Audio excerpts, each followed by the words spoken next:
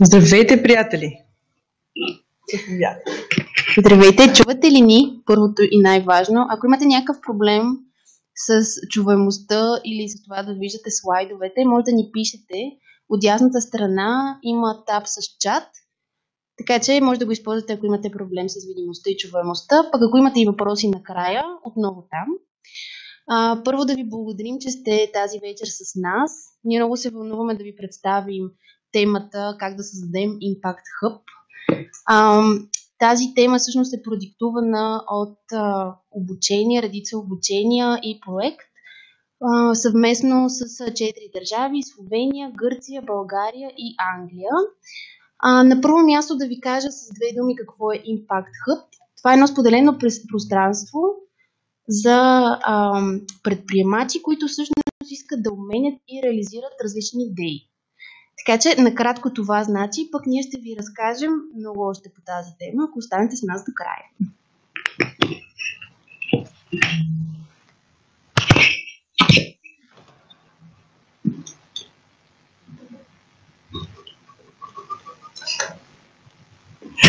Извинявам се.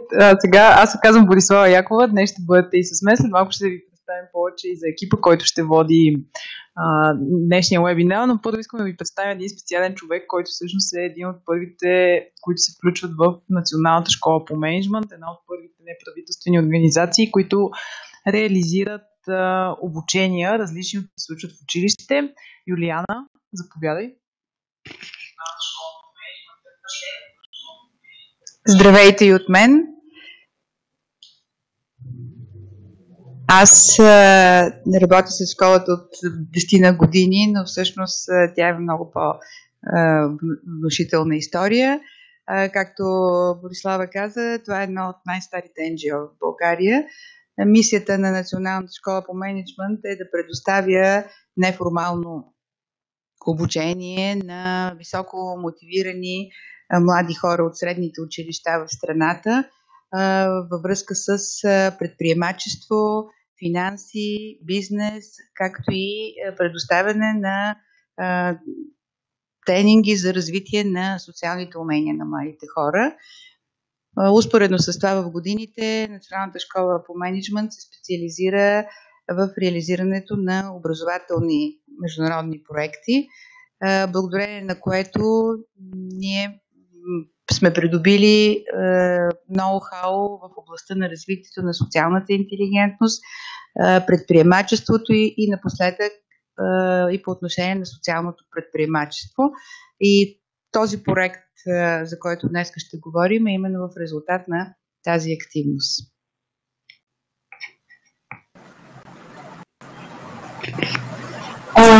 Проекта, който ни събира всъщност днес тук и на който реализираме този вебинар, накратко се казва ИУК, виждате името на слайда. Той е проект между 4 държави – България, Гърция, Словения и Великобритания. Като основната цел на този проект беше да изследва цялото предприемачество в Европа и да създаде модел и инструмент най-вече за младежки организации, които обучават млади хора за помагане на младите хора, които разкриват своето социално предприятие или искат да създадат пространство, където да обменят идеи с други младежи, където заедно да оформят идеите си, така да помагат да постигат социална промяна. Така че това е една от основните идеи на самия проект. Всъщност проектите, това е и идеята, да отговарят на различни нужди на обществото. Ако огромната безработица и в момента кризата в Европа по отношение на ценностите е факт, нашия проект помага отчасти това да се реши и най-вече помага на младежките организации и младежки центрове да работят по-лесно с младите хора, като осигурява различни инструменти. Сега ще се представим накратко и давам пак думата на Юлиана, за да каже няколко думи за себе си. Както виждате от снимката, аз съм най-игривата участничка в екипа. Тази снимка е от Африка, където успях да бъда благодарение на подобни проекти, свързани с развитие на предприемачеството сред младите хора. По професия съм психолог с доста опит в областта на развитие на човешките ресурси. Отново благодарение на проектите съм сертифициран HR менеджер, обучител по ключови социални компетенции и кол. Благодаря. Минавам на Венета. Преди малко моят глас ви говори за самия проект, какво представлява самия проект. Аз се занимавам с разработване и управление на проекти в сферата на образованието, най-вече по програма Erasmus+, също така. Развивам се като обучител и предприемач също така и най-вече съм огромен ентусиаст за различни инициативи. И сега моята приятелка и колежка до мен. Здравейте отново, моя пък глас чухте в началото, приветствените думи, така да се каже. Казвам се Надежда Бонева. Както виждате от слайда, младежки инструктор, икономически и маркетинг експерт. По образование съм икономист и се развивам в маркетинг сферата. Правила съм различни обучения за млади хора, така че това е моят бекграунд накратко. Минаваме нататък. И така, последна, но не точно, или предпоследна? Предпоследна. Аз се казвам Борислава Якова, завършила съм психология и специализирах трудова организационна психология, което в последствие ме направи организационен консултант в тясната ниша на корпоративните структури, която всъщност не е толкова тясна. Обучител съм от 6 години, започнах с един проект в Националната школа по мениджмънт и вече реализираме много такива. Младежки инструктор, трейнер, да, работя с млади хора. Също като нашата колежка Ваня Нотева, която за съжаление днес няма да бъде тук, но тя също участва в проекта. Тя е обучител, предприемач и барман. Може да видите в едно много готино заведение, което обаче сега няма да кажем, за да не правим реклама. Какво целим с този вебинар? В рамките на около 90 минути бихме искали да ви представим ясно процеса за това как да учредите Impact Hub, какво всъщност представлява Impact Hub, как да го учредите, как да поддържате едно такова пространство, да създадете общност около него, да го развивате, така че то да се превърне в дом за социални предприемачи, обучение в социално предприемачество. Подготвили сме и някои добри практики в създаването и поддържане на Impact Hub-ове. Ще очакваме и вашите въпроси също така. Програмата, която сме предвидили, е технически проблем, май преживяхме ли? Да, значи Вени, дай само тъкни на следващия слайд.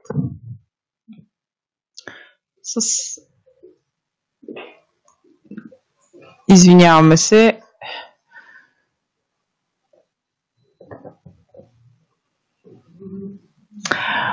Да. Всъщност през първите 15 минути ще поговори Вени за това какво е социално предприемачество. Виждате ли всъщност, можете ли да ни отговорите в чата дали имате вие проблеми с слайдовете?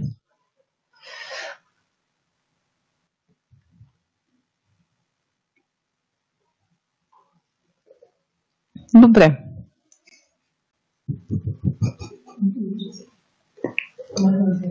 В момента не се вижда.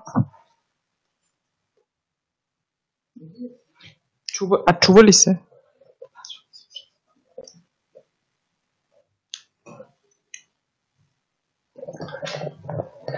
Добре. Докато колегите отстраняват техническия проблем, това, за което ще говорим в следващия един час по-точно, е всъщност какво представлява социалното предприемачество, как не се чува. Вече ни се чува. се вижда.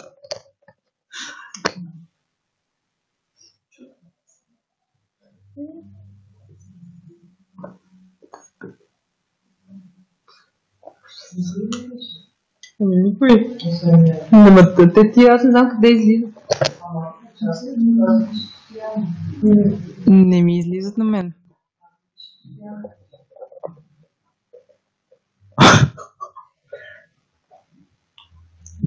Чуваме ли се?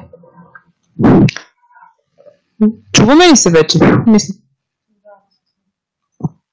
Би трябвало отново да ни чувате, отново да ни виждате. Извиняваме се за неудобството. Имаме малки технически проблеми с програмата, може би. Това, за което ще говорим през следващите минути, е всъщност какво представлява социалното предприемачество, как то се реализира в рамките на държавите, с които ние партнирахме, а именно това бяха Словения, Гърция, Англия и съответно и ние. Също така в следващите 50 минути ще ви представим 5 основни фактора, които са факторите на успеха за създаването на споделено пространство, Impact Hub, как да изградите вие своята инфраструктура на такъв младежки хъб, като тези 5 фактора са физическа инфраструктура, инфраструктура на хората, инфраструктура на плащанията и програмната инфраструктура. В едни 10 минути сме отделили за това как да проверите с какво качество е вашият хъб, как се справяте вие в реализирането на дейността му. Също така сме предвидили време, в което да ни зададете въпроси. Чувате ли ни? Добре. Бени, заповядай социално предприемачество. Така си продължим съвсем накратко, за да не прекалено с това какво е социално предприемачество. И така, сега може да видите една дефиниция, която е изработена от страна на партньорите по проект най-вече. Това е дефиниция, опита на всички партньори в този проект, работа с младежи, младежки организации, различни социални предприятия. Социалното предприемачество може да е дефинирано като бизнес, който е пред социални цели, но чието излишъци се реинвестират в социалната цел. Прекъсваме пак заради малък технически проблем.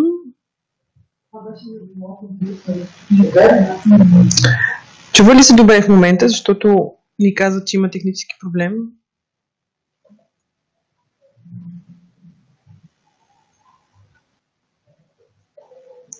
Всичко е наред? Добре. Продължаваме напред и това отново повтарям.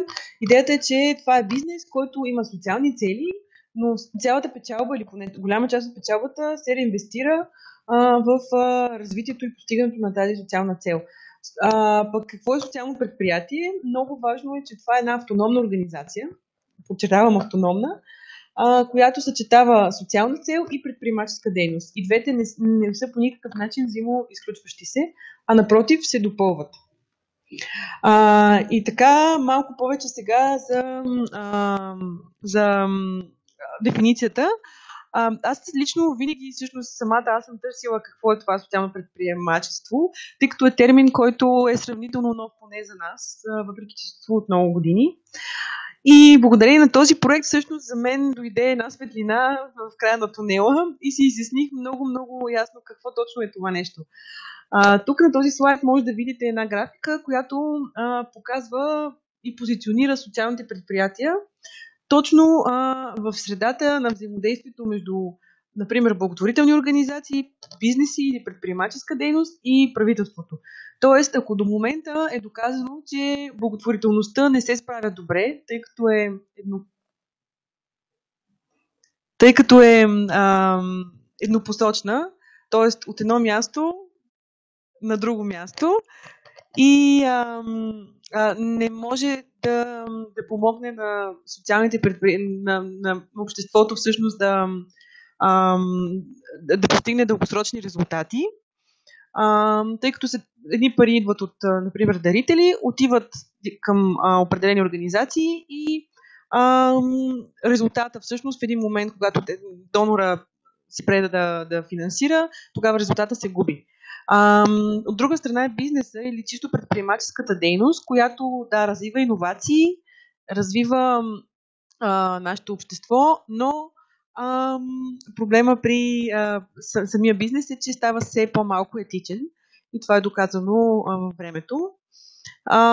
От друга страна пък е правителството или властите, националните и международни европейски власти, които създават програми, създават различни инструменти за подпомагане на обществото по един или друг начин и на уязвими групи, но също така има големи пропуски и затова всъщност в взаимодействието на тези три елемента идва именно социалното предприемачество. И така, тук сме извадили няколко критерия, които определят едно социално предприятие като такова. Това са критерии, които са дефинирани в документи на Европейската комисия, анализирани са от нашите партньори и ги предоставяме на вашето внимание. На първо място, едно социално предприятие винаги се основава на бизнес инициатива, т.е. на икономическа дейност, която си има своя бизнес план, извършва този бизнес план, реализира печалба и съответно излишък. След това обаче веднага с бизнес инициативата идва и социалната цел. Едно предприятие или социално предприятие винаги решава или осигурява решение на социален проблем, който съществува в даден регион или държава или дори континент. Друг важен критерий, за да може да бъде едно социално предприятие такова, е институционалната независимост. Тоест, едно социално предприятие не следва да зависи от, например, национални власти по един или друг начин или от дарител, т.е. да има една независимост, която да позволи неговото съществуване. Другата характеристика или критерий е, че в едно социално предприятие решенията се взимат на демократичен принцип или с консенсус, или поне със сигурност осигурява включване на всички целеви групи в взимането на решения за неговото развитие. След това, разбира се, идва и прозрачното управление, т.е. публикуване например, на отчети за печалби, публикуване на дейности различни, т.е. едно прозрачен начин на работа. И свързано с това, че едно социално предприятие не е само социално, а е един бизнес, реинвестиране на печалбата, за да може да се увеличава и да се развива по този начин. Така, тук сме извадили няколко критерии, или не критерии, по-скоро характеристики, качества на социалния предприемач. Както виждате, това са креативност, отдаденост, да бъде решителен, гъвкав на променящата се среда, да бъде лидер, но да има и страст. Тоест, един социален предприемач, зад него винаги стои някаква силна страст или мисия, която го движи. И много важно е последното нещо, а именно така наречените smarts, или това е връзката между страстта и опита. Когато те се съберат, се получава едно качество, което прави социалния предприемач успешен. Как можете да станете социални предприемачи? Много важно е на първо място фокуса в същината. Тоест фокуса в това защо го правя и как го правя. Социалните предприемачи в повечето случаи са наистина много заети и не само натоварени с различни проблеми. Първо да се справят с законодателство, после да се справят с служители. Въобще много натоварващо е. И затова е хубаво да презареждате по един или друг начин, да намерите своя начин за презареждане. И не на последно място да намерите своят екип или своето племе, така да се каже, хората, с които да работите. Тук виждате след това една карта на социалното предприемачество в Европа, като са отцветени страните, в които има дефинирана правна рамка, в рамките на която съществува и функционира социалното предприемачество. Ние ще ви предоставим презентацията, така че ще можете да я разгледате малко отблизо.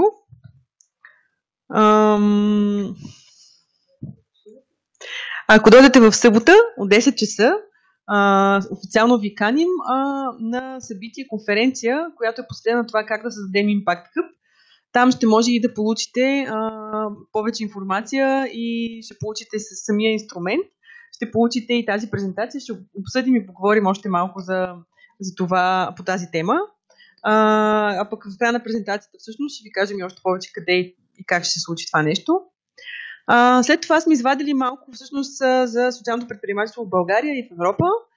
В България всъщност последните години развитието на социалното предприемачество върви заедно с развитието на политиката, свързана с Европейския съюз.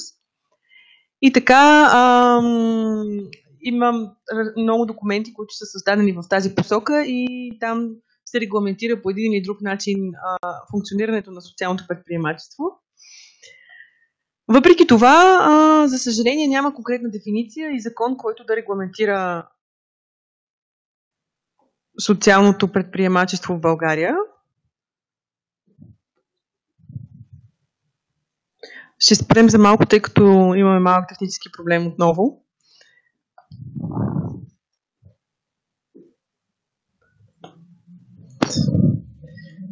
И така,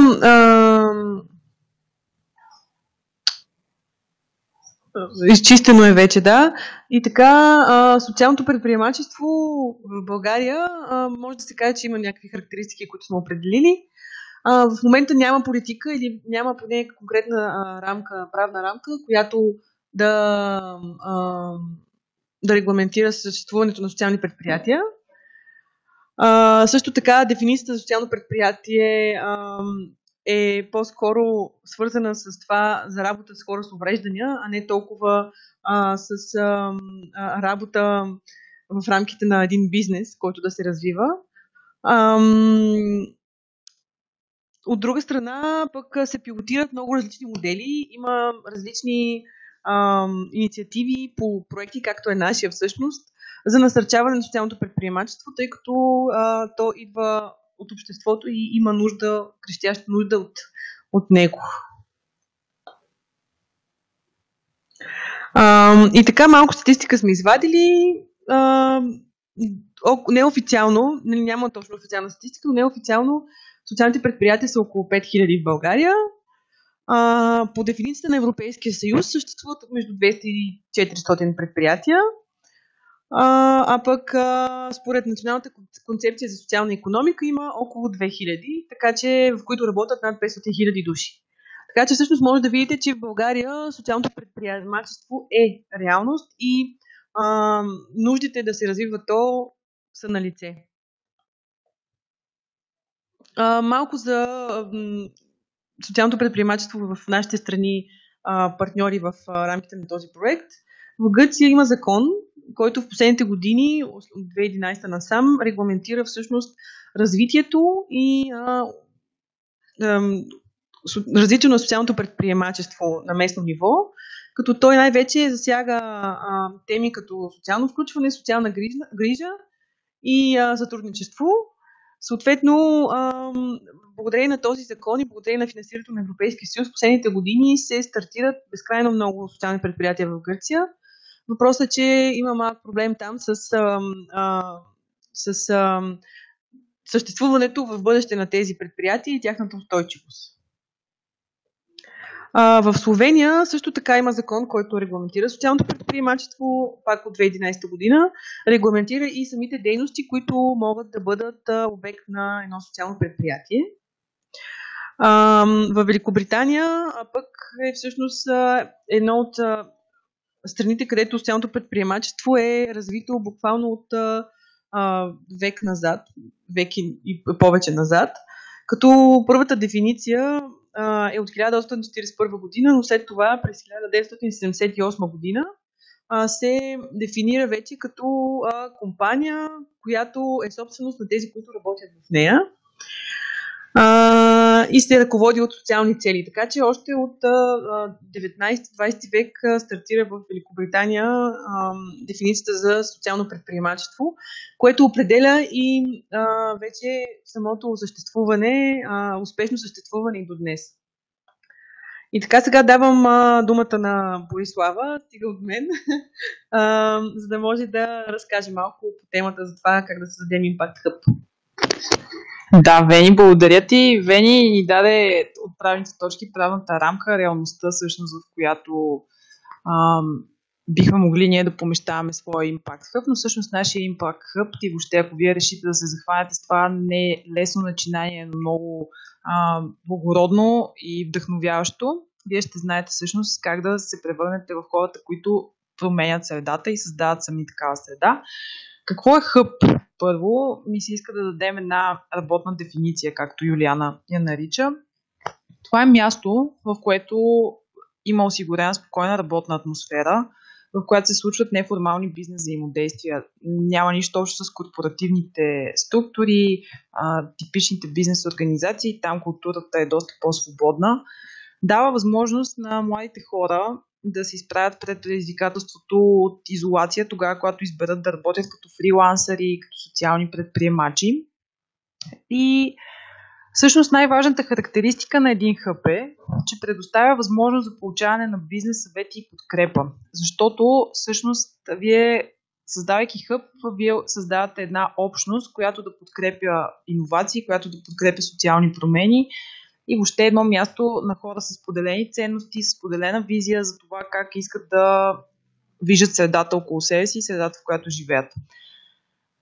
Хората, които обитават подобно пространство, най-често знаят от какво има нужда малкият бизнес, от какво има нужда едно социално предприятие. Повечето хъбове всъщност са инкубатори за стартиращи компании и там се цени определено гъвкавото работно време и така наречената много модерна agile култура, в която ролите не са толкова ясни, няма иерархия, има плоски структури и други неща, които обаче са предмет на един по-задълбочен вебинар. В България всъщност има поне около 30 хъба, като все по-популярни стават тези пространства, които се намират извън столицата. В Банско има един хъб, в Родопите има един хъб, може да видите в сайта на Coworking Space. Ще получите повече информация след края на вебинара. В Coworking Space има един сайт, в който може да видите навсякъде по света къде се помещават хъбове и какво представляват те. Би ли върнала само предишния слайд, ако обичаш? Когато искате да създадете своя хъб, ще се сблъскате с някои митове. Например, първия мит е този, че за да създадете хъб, просто трябва да намерите пространство, в което да се помещавате. В действителност, първо трябва да създадете общност от хора, които да са обединени около обща цел, визия и ценности. В структурата на вашата общност, това никак не е лесна работа в интерес на истината и основният компонент на създаването на общност е това колко контактни сте вие, колко социални сте, достатъчно смели ли сте всъщност да комуникирате визията си и да може да лидирате тази общност. Тези хора, които структурата на вашата общност трябва да включва всъщност членове на хъба, местни и национални влиятелни личности. Една такава общност, за да бъде стабилна, трябва да бъде вградена в локалната екосистема, в която вие ще функционирате. За тази цел е добре да анализирате местния микроклимат, да идентифицирате нуждите на хората и как тяхното включване във вашата общност всъщност ще ги удовлетвори. Какво те ще получат, ако станат част от тази общност, последствие от вашия хъб. Не е задължително да сте геймченджери и да създавате нещо уникално, оригинално, ако то задоволява конкретни и актуални нужди на хората, към които ще бъде насочена вашата услуга. Това всъщност е единственият начин да получите одобрението и подкрепата им, та дори те да ви помогнат с бъдещо финансиране. Другия мит, с който се сблъскат повечето хора е, че за да стартират е добре да стартират независимо, тъй като създаването на такава общност изисква автентичност, уникалност, дори много често има, така да кажем, конкуренция за членове на общности, нетворкинг модели и други. Това обаче също е мит. Може да намерите стартиращи компании, развити общности, да ги поканите да участвате. Една прекрасна възможност е глобалната мрежа Impact Hub. Това е мрежа от пространства, споделени пространства, хъбове, които обединяват лаборатории за иновации, бизнес инкубатори. Това са комюнити центрове за социални предприемачи. Може да се възползвате от уникалната екосистема от ресурси, вдъхновения и възможности за колаборации, така че да постигнете нужното въздействие от работата си. Тази мрежа разполага с 8 работещи хъба, в момента се развиват 26.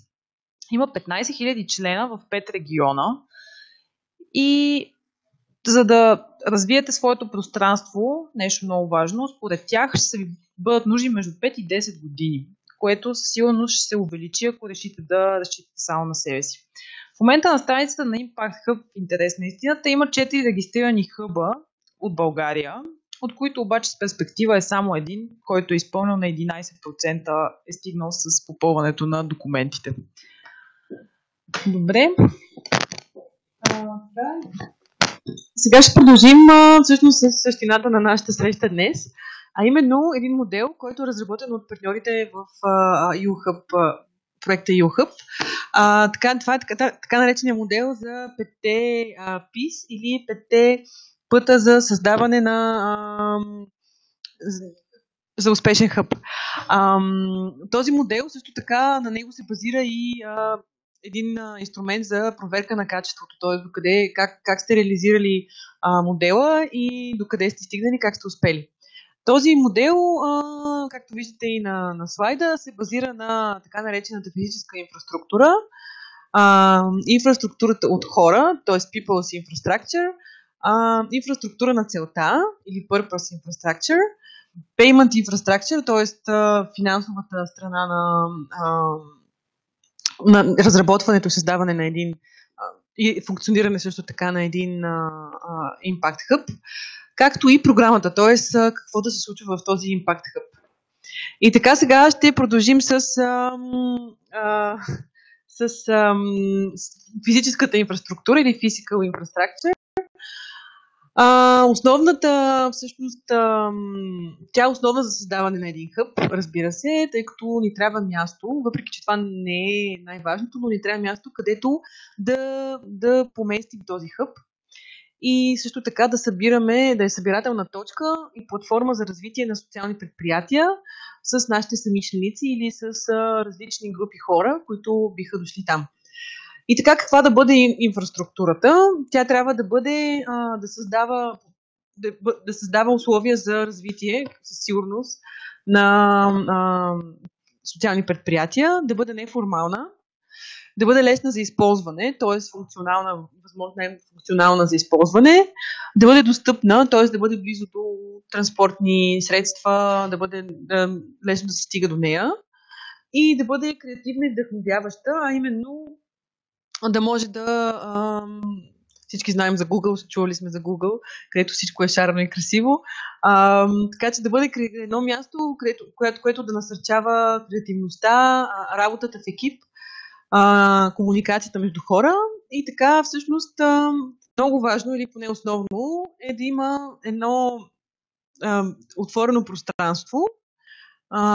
Партньорите в проекта са дефинирали като отворено пространство за комуникация, т.е. място, където да можем да отпочиваме, място, където да се срещаме с хора, с други хора от общността, място, където да има много важно кафе и чай, например, удобни мебели, т.е. едно отворено пространство, което да е едно събирателно място за различни хора, различни социални предприятия или самичленици, които са дошли в хъба. И също така, другото много важно е да има споделено пространство за работа или офис пространство, където да може така да изградена инфраструктурата, че да позволява максимално лесно да всички социални предприятия, които се помещават в този хъб, да улесняват тяхната работа. Тоест, въпреки че звучи смешно, но е хубаво да има бърз интернет, тъй като много бързо могат да се откажат стартиращи предприятия, ако нямат наистина условия за развитие на дадено място. Тук сме извадили също така и един списък с нужните инфраструктурни компоненти или елементи, които да имате предвид, когато създавате Impact Hub. Затова и този инструмент, който е създаден, е доста практичен, тъй като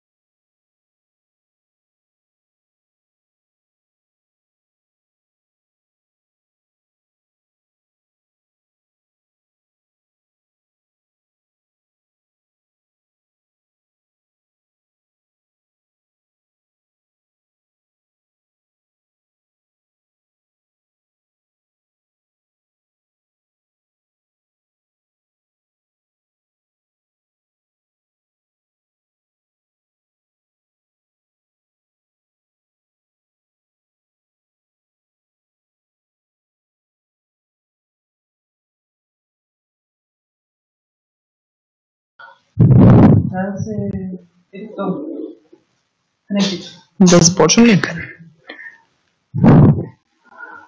Чувате ли? Не се чува. Не се. Добре. Със сигурност, ако ние бяхме Impact Hub, нямаше да сме най-предпочитаното място след поредния технически проблем, който преживяхте, но за това пък сме подготвени с това. Инфраструктурата със сигурност на пространството е лесната част. Това, което аз ви казах в началото, че всъщност инфраструктурата на хората и това как вие да създадете общност е трудната част. Когато стане въпрос за инфраструктура на хората на един хъб, на вашата общност, тя се дели на две групи. От една страна това е силен вътрешен екип, с който трябва да разполагате, от друга страна са членовете. Нека поговорим за първите. Силният вътрешен екип се състои най-малко от 3 души, но моят опит показва, че 3 са малко, а над 7 със сигурност са много. Говорим за ръководен екип, хората, които ще представляват прототипът на общността, която ще градите. Екипът ви трябва да отразява нуждите и характера на тази общност, тъй като пътят дълъг и не особено лесен. За около 6 месеца е добре да се уверите кои ще са тези, с които ще го вървите, така че да можете да се смеете заедно, да работите и въобще да сте сигурни, че вашата работа ще има нужното въздействие върху общността и върху социалните цели, които искате да постигнете. За да се убедите, че ще имате добра функционалност, е добре да си напишете меморандум на сътрудничеството и членството, който да описва правата и задълженията на хората от екипа. Що се отнася до членовете? До сега говорихме за екипа. Що се отнася до членовете на вашата общност? Най-важното е да има прозрачност. Една общност се гради на доверие, а прозрачността, ако вие осигурите тогава, ще даде увереност на вашите членове, че наистина са на правилното място и има споделена визия, споделени ценности и непрекъснато комуникиране на мисията, която вие трябва да разпространявате и да запознавате своите членове непрекъснато със своята мисия и визия. Това не би било достатъчно, ако няма интегритет върху поведението, вашето поведение и това, което говорите. Има различни роли, които не е задължително всички тези роли да бъдат включени, защото те наброят около 14 човека отделно, но със сигурност е добре да помислите дали повече от един човек може да изпълнява няколко роли.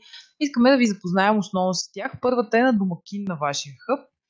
Това е човекът, който работи за успеха на пространството, допринася за всички дейности и усилия за изграждане на общност. Общо взето той е най-посветения в мисията и в каузата и непрекъснато се раздава за това общността да се увеличава, дейността да става по-развита и услугите, които вие представяте като Център за социална иновация, да има добавена стойност. Следващата роля е така наречения лидер на общността. Този лидер, той познава добре всички членове, техните нужди, предложенията, които те дават, и това, което всъщност го прави ценен като роля, е да обединява дори понякога различни цели и нужди, ако има такава възможност. Друг неизменен фактор, това е изпълнителният директор на хъба. Все пак някой трябва да носи пълна отговорност за управлението на средата и екосистемата, така че един изпълнителен директор е добра роля. Програмният дизайнер, в нашия случай това е Вени и Юлиана, също се занимават с дизайна на програмите, които ние реализираме като социално предприятие. Тази роля изисква дизайн на събития, на програми, които да носят добавена стойност за общността. Юлиана ще ви разкаже малко повече след малко за това P на 5 P на успеха. В момента говорим за People Infrastructure. Фасилитатора. Това определено е един много важен човек. Много често, както казах вече, хората, които участват във вашата общност, имат различни цели. Добре е обаче да бъдат изяснени онези, които са общи за тях. И този човек трябва да съдейства за изготвянето на план как те да бъдат постигнати. Илюстраторът, за мен лично, това винаги е била основната нужда, да има човек, който да илюстрира моите идеи, да има човек, който да нарисува послание, събитие, въобще да претвори, ако щете, някаква емоция, която вие искате да предадете в някаква материализирана реалност. Така че илюстраторът трябва да присъства във вашия екип. Комуникация и връзки с обществеността. Той носи цялата отговорност за комуникационната стратегия на Младежкия хъб и заедно с изпълнителния директор общо взето са ключови фигури. Маркетинга, той ще промотира и продава вашите продукти и услуги, които в случая на хъба могат да бъдат програми, може да бъде пространство, което хората да наемат, така че да дизайнват своите социални иновации и други. Дизайнерът пък е този, който ще планира как ще изглежда нещо преди да се е случило или преди да бъде направено.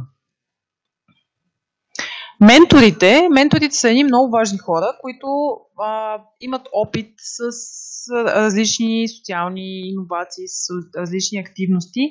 Хубаво е да имате хора с повече опит. Аз смятам, че те неизменно трасират пътя пред младежкия дух. Но още по-добре е да имате колеги. Това са другите членове на хъба. Чистач. За мен е изключително важна роля. Не подценявайте тази роля, защото когато няма някой, който пряко да е отговорен с нея, със сигурност поддръжката и чистотата на хъба може да остане на второстепенна роля. Опитните предприемачи, за да сте все пак място, което да оказва влияние и да имате някакво въздействие социално, е добре да привлечете хора, които движат свои бизнеси, поемат рискове и евентуално реализират печалба. Баристас. Вени спомена, че в инфраструктурата на пространството има място определено за кафе, за горещи напитки, за някакви лакомства. Това всъщност е сърцето на един хъб, ако можем така да кажем. Били сте в Бета Хаус, предполагам, знаете там какви вкусоти предлагат био. Така че помислете кой ще бъде отговорен за хапването и пиването. И координатор на събития, това е последната роля, която ние предлагаме като нужна роля за това вашия хъб да бъде успешен. Той помага на клиентите да дефинират обхвата на събитията, които искат да реализират на територията на пространството, основна цел, която имат, брой на посетителите, всички логистични въпроси. Не е последната. Менеджер-партньори. Менеджер-партньори, всъщност това са хората, които биха набирали инвеститори, някакви външни партньори допълнителни, така че въобще payment частта, така да кажем, да се развива.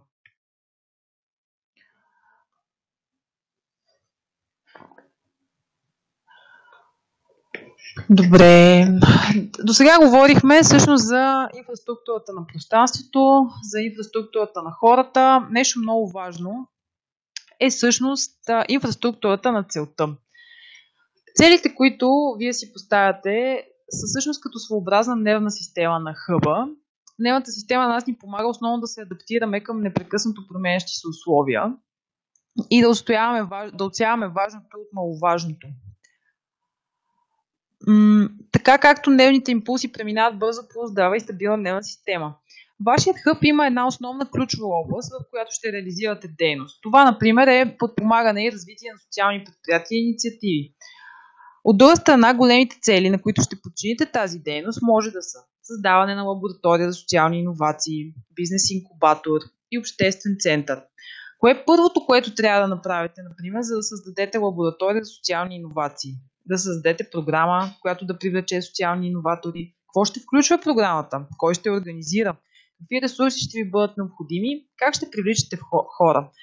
Ако отговорите на тези въпроси конкретно, целите могат да получат своите измерители, планирани и реални постижения, с които да проследявате как се представяте. Дефиницията на целите е важна, за да може вашият хъб да реагира на вътрешните промени като интегрирана система и да поражда външни като такава. Измерителите на целите пък са важни, за да знаете кога сте успели. Други елементи, които също са важни, аз поставям фокуса тук върху целите, защото ако вие успеете всъщност да дефинирате своите цели, със сигурност ще видите как в тях е вградена мисията и визията. Ако имате цели, също така ще бъде много по-лесно да поддържате фокус, състояние, което ви позволява да имате ясна дефиниция за това, което правите. Неизменно тези цели ще отразяват и ценностите ви. Това е всъщност начинът, по който вие ще постигате целите. Кои са тези принципи и стандарти на поведение, които ще следвате, с които ще може да правите компромиси, ще има такива, с които няма да правите компромиси. Казахме също, че към инфраструктурата на целта спада и една ценност, наречена прозрачност. В България тя тепърва добива някаква значимост. Това означава да си отворен, ясен и честен към всички елементи, за всички елементи на системата. И движещите сили. Нека не забравяме все пак, че това предприятие то ще бъде, освен с социална насоченост, освен че ще има про-боно част, то ще трябва да има и твърди мотиватори, като заплащане, като някакъв статус на хората, които пребивават в него. За заплащането, например, малко повече може да разкаже и финансиране, естествено, и печалби. Ще ви разкаже Надя. Следващото пи. Здравейте отново. Аз ще ви разкажа малко за финансирането или за притока на парични потоци към вашия хъб. Всъщност това е предпоследното пи преди програмата. Това е много важна част от създаването и съответно поддържането на един хъб, тъй като вашата дългосрочна цел трябва да бъде една независимост на хъба ви. Сега разделили сме самото финансиране на две части, на публично и частно. Ще поговорим първо за публичното финансиране, като това най-общо казано са различни бюджети, които са държавни или общински. Агенция за социално подпомагане всъщност е агенцията, която развива програми, които биха могли да бъдат вие да кандидатствате с различни проекти към тях. Те също работят и по оперативна програма развитие на човешките ресурси. Също така, такива услуги могат да бъдат и здравните услуги, които биха могли да бъдат финансирани. Агенция по заетостта, както Вени каза в началото, много от социалните предприятия всъщност са с насоченост към хора, които са от определена уязвима група. И една такава заетост на такъв вид група би могла също да донесе един паричен поток към вашия хъб. И различни други грантове и субсидии. Преминаваме към частното финансиране. Всъщност има няколко различни варианта. Първия вариант е чрез членски внос. Говорихме вече за People Infrastructure, или това са хората, които вие ще имате във вашия хъб. Тези хора биха могли да имат някакъв членски внос към самия хъб. И по този начин вие отново да имате паричен поток към организацията. Членският внос може да бъде разделен на няколко части. Примерно, ако отдавате определено пространство в хъба, ако, примерно, една компания работи от 9 до 5 всеки ден, би плащала един членски внос, но ако, примерно, има предприемачи, ентусиасти, които работят след определено работно време или събота и неделя, тогава членският внос би бил много по-малък. Друг вид е частната инвестиция, или това са различни предприемачи, които вярват в вашата мисия, вашата идея, каузата, която вие подкрепяте, социалната кауза, и решават да инвестират в вас. Доброволчеството също може да бъде част от Payment Infrastructure. Това са различни хора, които доброволно дават труда си на организацията, подпомагат я. Такива хора могат, примерно, да ви помогнат в организирането на различни събития. В цялостната организация на хъба, да работят, примерно, в кафето или просто по някакъв начин да ви помагат финансово. Има различни видове спонсорства, които биха могли също да донесат парични потоци от рента, или това е всъщност наемането на определените пространства. И на последно, но не по важно място, са различните платформи и фондове. Може би сте чували, има много фондове, които подпомагат предприемачи техните идеи, като Eleven, Launch Hub, който всъщност е подкрепен от Европейския инвестиционен фонд и много средства са отделени за подпомагане на предприемачи и техните стартъп идеи, за да могат да ги развият вече в някакво ниво и самия бизнес да може да се разрасне. До преди години Launch Hub всъщност е развивал вече напреднали стартъпи, но ще се фокусира за следващите 3 години и към абсолютно ново стартиращи хъбове. Преминаваме нататък, където всъщност аз искам да ви разкажа за едни добри примери. Както ви казах, една от платформите е Indiegogo, която е за финансиране на ваша идея. Indiegogo всъщност разработва като добавка към общия си сайт Generosity версия, Generosity by Indiegogo, която всъщност подкрепя идеи, които са с мисия, с някакво социално значение.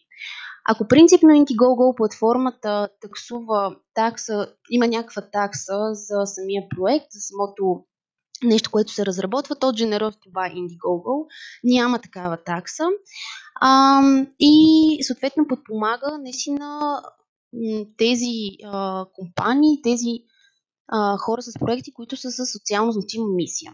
Една такава изговорна дружина носи опит от чужбина, което всъщност е на организацията тук-там. В самата платформа на Indiegogo този проект се финансира, като платформата дава възможност, когато се даде някаква подкрепа парична, съответно да има някаква поощрителна награда за хората, които са направили самото дарение. Друг пример е на Junior Achievement Startup Hambar, който се намира в София Тех Парк. Или това е едно пространство, което е за млади предприемачи, които искат да развиват своята дейност. И на последно място искам да ви представя и мрежата Хлебни къщи, което е един много добър пример за социално предприятие. Те се финансират всъщност на проектна база, и като продават различните си продукти, които месят с различни групи отново. Тук е момента да кажа, че примерно, когато имате кафе в хъба си, както говори Боби, това наистина е един много стабилен паричен поток, който може да имате. По същия начин хлебните къщи продават хляб и от съответната продажба те могат да финансират други свои проекти. Затова е много важно, освен кафето да бъде удобно и така място за споделяне на идеи, но то да ви носи всъщност едно финансиране на други ваши идеи. Преминаваме нататък с Юлиана, която ще ви разкаже за програмната инфраструктура. Това е последното P, но не по значение. Това е програмата, която е целесообразно да се следва при създаването и развитието на младежкия хъб. Тя има 5 фази. Първата е идеята. На този етап се стимулират членовете да наблюдават света около себе си, да търсят съмишленици, за да могат в своите срещи и дискусии да открият общите проблеми и области на интерес, за които евентуално да генерират някакви бизнес решения. В този етап е подходящо да се организират всякакви информационни събития, мотивационни срещи, мозъчни атаки, да се разработват мисловни карти, както и да се организират дискусионни ателиета. Втората фаза на програмата е така наречения старт. Това е моментът, в който вече бизнес идеята е изкристализирала и участниците се нуждаят от допълнителна информация относно това как да си разработят бизнес план, повече информация за данъчните и правните регулации, видовете фирми, предимства и недостатъци на различните регистрации, какви са изискванията за регистрация, условията, които са необходими да покрият за статут на социално предприятие и възможните източници на финансиране. Тоест, става дума за информация, която се отнася до всички предходни 4П, а именно локация и организация на пространството, хората, целите и финансирането на хъба. Третата фаза е така наречената фаза на установяване. Тогава, когато вече бизнесът е ситуиран и хората се нуждаят от повече специализирано обучение. Тогава е препоръчително да се организират 6 работни ателиета. Последните теми: принципи и същност на иновативния подход и работа по метода Canvas. Второто е измерване на ефекта и въздействието от бизнес инициативата. Следващото е маркетинг и планиране. Четвърто е продажби. Петото е бизнес питчинг, което означава развитие на умението в 180 секунди и 9 слайда да представиш своята бизнес идея. И последното е финансиране и инвестиции. Продължителността на всяко работно ателие е 4 часа face-to-face тренинг, веднъж седмично, обаче е съпроводено и с допълнителни задачи за домашна работа. Четвъртата фаза на програмата е така наречената фаза на развитие. Това е периодът, в който вече бизнесът е разработен и установен и участниците имат необходимост от повече подкрепа чрез така наречените демо дни, в които могат да споделят и представят пред по-широка аудитория това, което правят и резултатите от него, като аудиторията е добре да включва и потенциални инвеститори и медии, които да популяризират тези резултати. На второ място е използването на индивидуални коучинг програми за личностно израстване на младите социални предприемачи. В процеса на тези сесии те да получат подкрепа по отношение на това как да формулират коректно своите цели, да развиват своята емоционална интелигентност, социалните си умения, как да бъдат ефективни. Много важно да управляват стреса, който съвсем очаквано е доста висок в този етап на тяхното развитие и да преодоляват страха от риска и от промените. Също така могат да бъдат организирани така наречените клубове на бизнес ангели. Това са успешни предприемачи от местната общност, които са готови да бъдат ментори на младите си колеги, младите предприемачи и на членовете на Младежкия хъб. Те могат да бъдат също така инвеститори и да привличат потенциални клиенти или потребители на техните услуги. Също така изключително полезно е участието в конференции за инвеститори, които се провеждат по целия свят и винаги, когато имат възможност, младите социални предприемачи трябва да бъдат стимулирани да търсят такива събития и да участват в тях. Последната фаза на програмата, това е устойчивост. Тогава, когато вече бизнесът е стабилно утвърден, добре се развива, но е настанал момента, в който трябва да бъде развиван, да се търсят нови пазари, да се предлагат нови продукти, да се предлагат нови услуги.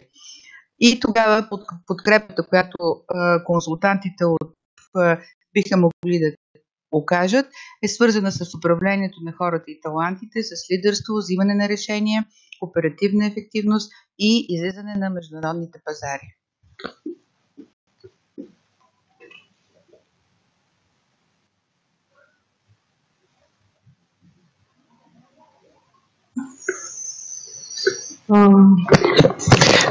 Добре, сега продължаваме с още един модел, който ще ви представим, а именно модел за проверка на качеството, когато създавате Impact Hub. Този модел е съставен от 3 въпроса, а тези 3 въпроса се отнасят към абсолютно всеки един от 5 пъта, които чухте по-рано. Тоест, когато изграждате инфраструктурата на вашият хъб, е добре на всяка крачка да задавате тези 3 въпроса, за да може тя да бъде максимално ефективна и полезна за развитието на вашето споделено пространство. Когато създавате програмата, по която да работите също, както когато избирате хората, с които ще работите. И така, тези 3 въпроса са именно каква е целта на това, което правя. Защо го правя? Например, защо ми трябва добра или каква е целта на това да имам интернет връзка? Именно да позволи на потребителите да развиват своя бизнес ефективно. Въпреки че звучи странно, е много важно на бърза интернет връзка. Видяхме и по време на нашия вебинар, че имахме някои проблеми. Така че за да развивате своят бизнес, своят хъб, е важно да се задавате каква е целта на всяко нещо, колкото и малко да изглежда то, което правите. Съответно, втория въпрос, който е за проверка на качеството, е за кой го правя това нещо, което правя и какви нужди то задоволява. Тоест, какви са реалните желания, необходимости на хората, с които аз работя или хората, с които ще посещават най-вече споделеното пространство за работа. Защо са тези услуги, които аз предлагам, дали наистина удовлетворяват нуждите на обществото, в което или местната общност, в която аз правя своят хъб. Така че е важно да си зададем този въпрос, пак отново повтарям, за всеки един от елементите, които изграждаме в нашето споделено пространство. Съответно, третия въпрос е дали това, което правя аз, отговаря на моята мисия и моите ценности лично на мен. Това е много важно, тъй като връзката между мисията и дейностите би осигурила устойчивостта на едно такова споделено пространство за работа. И не само устойчивостта, но и включването на възможно най-много хора в рамките на това пространство, хора от местната общност. Така че задавайте тези три въпроса, ако решите да създавате Impact Hub, за да можете да проверите качеството на това, което правите. Така, в тази връзка и във връзка с всичко това, което представихме до момента, бихме искали да ви попитаме дали са възникнали във вас някакви въпроси, на които да отговорим. Можете да използвате чата за това нещо. Нашият екип е тук и ще отговори на всички въпроси, които биха могли да възникнат.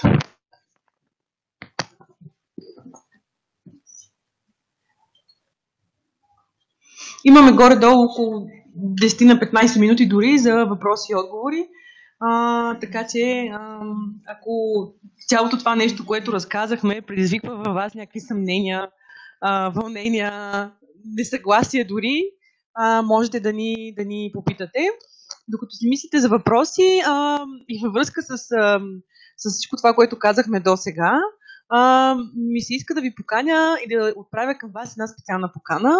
В събота на 25 март от 10 часа ще проведем конференция на тема как да създадем Impact Hub от различни гледни точки, така сме нарекли като цяло. И на тази конференция всъщност ще имате възможност да получите наръчника или така наречения Impact Hub Model Kit на електронен носител. За първи път в България всъщност вие ще бъдете първите, които ще го ползвате и ще имате възможност след като сте били на този вебинар и на конференцията да разгледате в подробност съдържанието на този инструмент и да го прилагате в своята работа, каквато и да е тя. Така че в събота в конферентен център Венус, който се намира на булевард Княз Александър Докдуков 9, ще ви очакваме. Имаме и Фейсбук събитие, в което можете да ни попитате повече въпроси за конференцията и да се срещнем. Да, елата да се видим, да обсъдим най-вече. И така, в очакване сме и на ваши въпроси, ако има такива.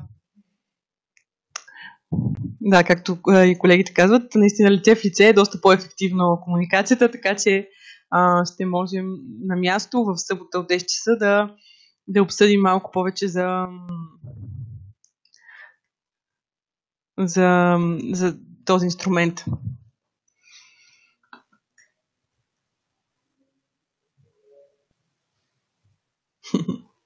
Няма въпроси.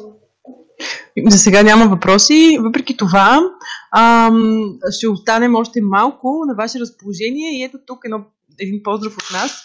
Това е нашият екип, който не сте видели лично, но ни слушахте в последния час и половина близо. Това са и нашите координати и имейли, на които можете да се обръщате, ако случайно ви хрумне нещо ново и интересно, което искате да ни споделите или което искате да направите. Ние доста работим по темата, която разглеждахме, така че за нас би било удоволствие да споделим нашия опит и как стигнахме до тук всъщност. Също така сме на разположение и във Facebook, както и по имейл. На страницата на Национална школа по мениджмънт можете да намирате различна информация за проектите, по които работим в момента и които реализираме, както за този проект, който в момента ви представихме. След като стартира популяризирането на Impact Hub модела, ще можете да намерите на нашата страница всички материали за него. Така че се обръщате към нас. И сега, ако няма никакви въпроси, ще изчакаме още малко и ще приключим за днес.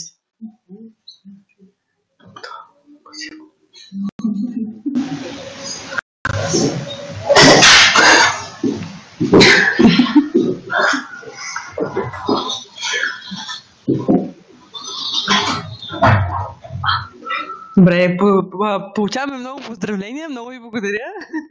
Много ви благодарим всъщност от името на целия екип. Още веднъж за вашето присъствие, за вашето участие. Надяваме се да сме били полезни. Оставаме на ваше разположение. Благодаря ви за вашето време и търпение да ни слушате. Благодаря ви наистина за този 1 час и половина, в който бяхме заедно. Ако наистина имате въпроси, може винаги да ги зададете или на мейлите, или като дойдете в събота на събитието, където ще ви разкажем малко повече в детайл. И наистина ще бъде много интересно, пък и да обсъдим различни идеи за хъбове. Хубав вечер ви желаем и до скоро виждане.